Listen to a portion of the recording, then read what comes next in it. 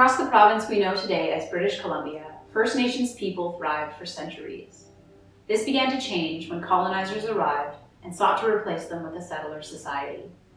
Point Ellice House and its past occupants are linked to the many disruptive processes of colonization, and in this two-part video series, we will discuss the history and legacy of BC's Confederation with Canada in 1871.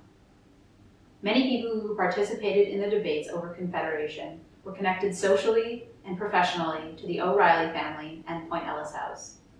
As officials within the colonial government, Peter O'Reilly, his brother-in-law Joseph Trutch, and their friends and colleagues were key participants in these debates. Their influence shaped the province we know today. The decisions of a small group of men would go on to affect the lives of all people in British Columbia, with particular ramifications for Indigenous populations.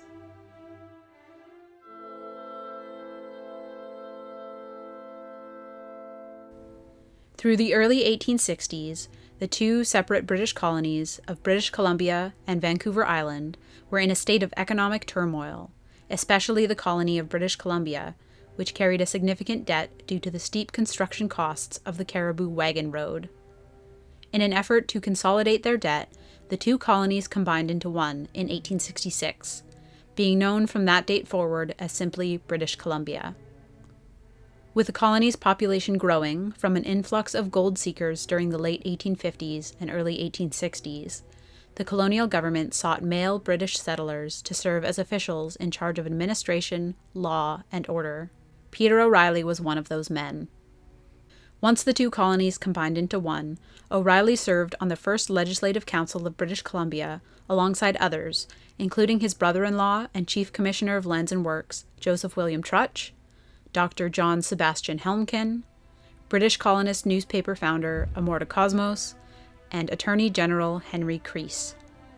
These men and a few others held the balance of power in British Columbia. It may not come as a surprise that their opinions on the matter of Confederation were heavily colored by their own self-interest.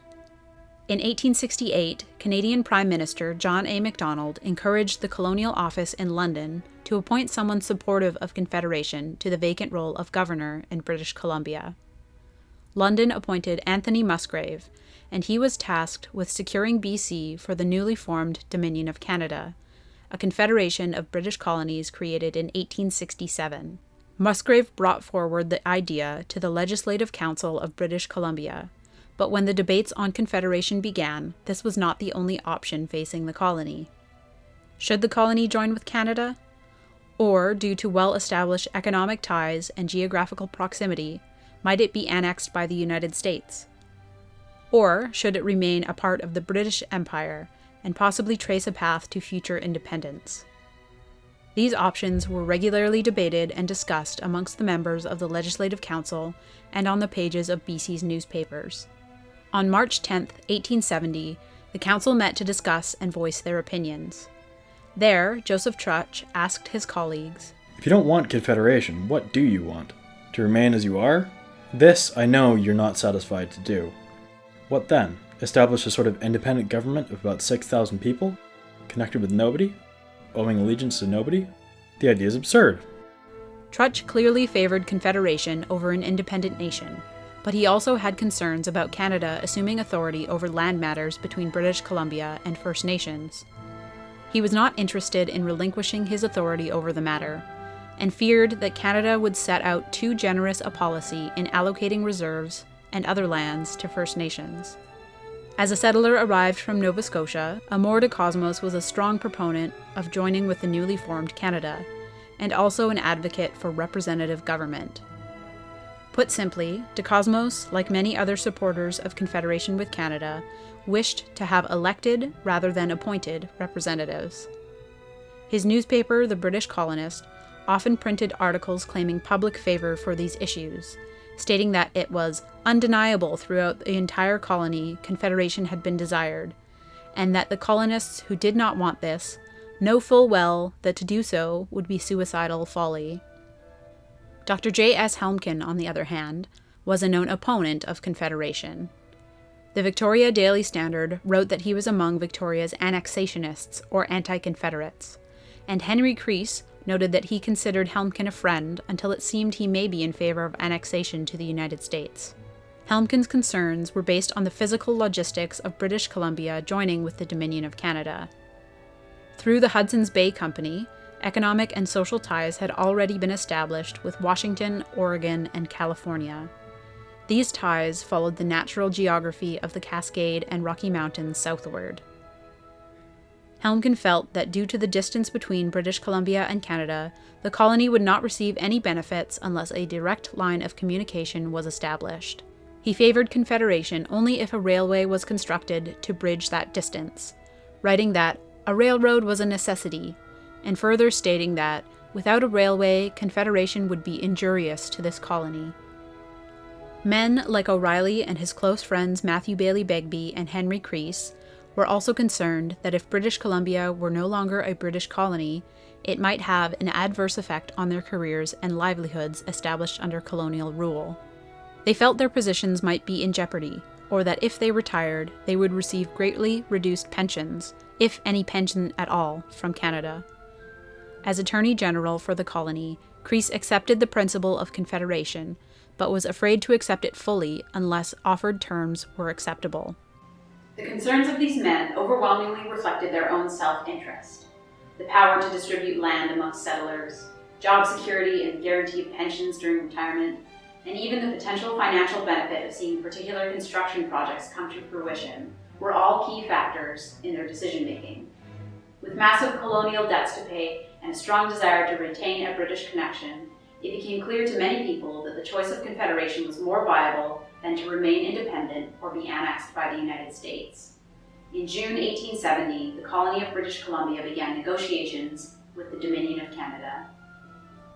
Governor Musgrave appointed 3 representatives to take on negotiations with Canada. Trutch, Helmken, and Dr. R.W. Carrall arrived in Ottawa on June 3, 1870.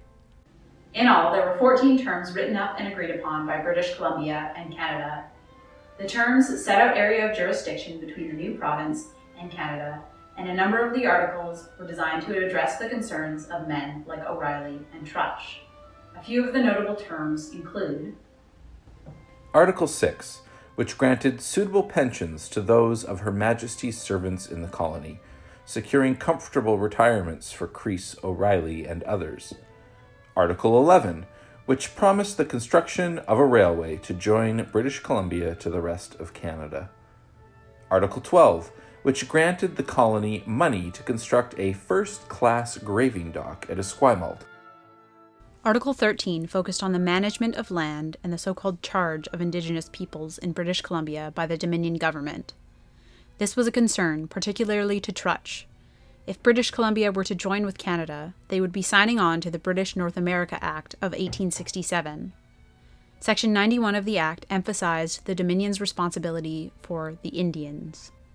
As colonial official in charge of lands and works in the colony, Trutch was concerned about relinquishing too much influence on this matter to the federal government.